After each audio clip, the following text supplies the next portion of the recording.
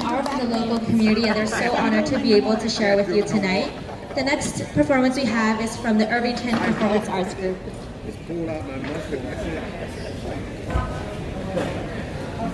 Hi, my name's Nika Goyle. I'm the president of the Performing Arts Club at Irvington High School, and we're all really thankful that we got the opportunity to perform here tonight. There's going to be a variety of songs, monologues, and scenes, so we hope you enjoy.